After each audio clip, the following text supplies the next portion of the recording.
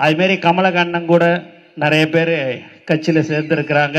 பாலகங்கா அண்ணன், சகோதரி மரகதம், குமாரவேலு, எல்லாருமே இங்கே மேடையில் இருக்கிறவங்களாம் நிறைய பல்வேறு கட்சியில் இருந்து வந்து சேர்ந்திருக்கிறார்கள் என்று சொன்னால், உண்மையாக எங்க இருக்க வேண்டுமோ அங்கு இவர்கள் வந்து விட்டார்கள். அவர்களுக்கு உண்டான மரியாதை நாங்கள் கண்டிப்பாக தருவோம்.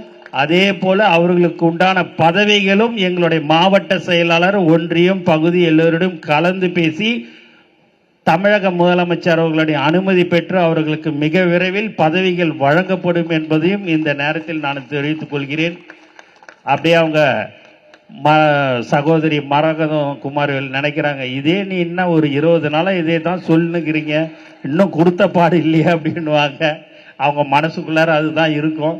இருந்தாலும் நாங்கள் தலைவர் தளபதி கிட்ட அனுமதி பெற்று கண்டிப்பாக மிக விரைவில் உங்களுக்கு பதவியெல்லாம் கொடுக்கப்படும் என்பதை சந்தோஷத்துடன் தெரிவித்துக் கொள்கிறேன். மேலும் உள்ளாட்சி தேர்தலில் நாம் 100% வெற்றி பெறுவோம். அதற்கு நீங்கள் கண்டிப்பாக எல்லோரும் ஒற்றுமையாக இருந்து நாம் செயல்பட வேண்டும் என்று கேட்டுக்கொள்கிறேன். இங்கே மேடையில் கீழே நீங்கள் நிற்கிறீங்கன்னு நினைக்க வேணாம். எப்போ வேணாலும் நம்மளுடைய தமிழக வெற்றி கழகத்தில் நம்ம தலைவர் முதலமைச்சராக்கும்போது நீங்கள் யார் வேணாலும் எப்போ வேணாலும் மேடையில் வந்து உட்காரலாம். இந்த பேச்சை, இந்த பச்சை இங்கு எப்போ வேணாலும் உங்கள் பாக்கெட்டுக்கு வரும். அதுதான் தலைவர் தளபதி. கண்டிப்பாக நம்பிக்கையுடன் இருங்கள். நீங்களும் ஒரு நல்ல அரசாங்க பதவிக்கு வருவீர்கள் என்று நான் இந்த நேரத்தில் உங்களுக்கு சந்தோஷத்துடன் தெரிவித்துக் கொள்கிறேன். ஆகவே எக்காரணத்தை கொண்டும் நாம் தவறு செய்ய வேண்டாம். எல்லா தாய்மார்களுக்கும், நண்பர்களுக்கும், இளைஞர்களுக்கும் நாம் ஒரு எடுத்துக்காட்டாக இருந்து, நாம் எல்லோரும் ஒற்றுமையாக இருந்து எந்த ஒரு தவறும் செய்யாமல் மக்களுக்கு சேவை செய்ய வேண்டும் என்று நான் உங்களை அன்புடன் கேட்டுக்கொள்கிறேன்.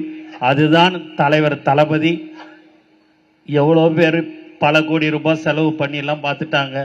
வெறும் 75,000 ரூபா, 1 லட்சம் ரூபாயில் சட்டமன்ற உறுப்பினரான ஒரு கட்சி இது என்று சொன்னால் அது தமிழக வெற்றி கழகம் மட்டும்தான். வேற எந்த கட்சியிலையும் இருக்கவும் முடியாது. இனிமேல்ட்டு அந்த மாதிரியான ஒரு சரித்திரம் யாருக்கும் வரவும் வராது. நம்மளுடைய சரித்திரம் தலைவர் தளபதி 2026 முதலமைச்சராக ஆவார் என்று எல்லோரும் சொன்னார்கள். அதுபடி மக்கள் வாக்களித்தார்கள். அவர்களுக்கு இந்த நேரத்தில் நாங்கள் எங்களுடைய தமிழக வெற்றி கழகம் சார்பாக மனமார்ந்த வாழ்த்துக்களையும் நாங்கள் நன்றியும் எப்போதும் நாங்கள் சொல்லிக்கொண்டே இருப்போம். நீங்கள் போட்ட ஒவ்வொரு ஓட்டும் தமிழக வெற்றி கழகத்திற்கு, அந்த விசில் சின்னத்திற்கு நாங்கள் நன்றியுடன் உங்களுக்கு மக்களுக்கு சேவை செய்வோம் என்று இந்த நேரத்தில் நான் திரும்ப உங்களுக்கு நான் தெரிவித்துக் கொண்டு எனக்கு வாய்ப்பு கொடுத்த அனைத்து நல்ல உள்ளங்களுக்கும் நன்றி கூறி விடைபெறுகிறேன். நன்றி, வணக்கம்.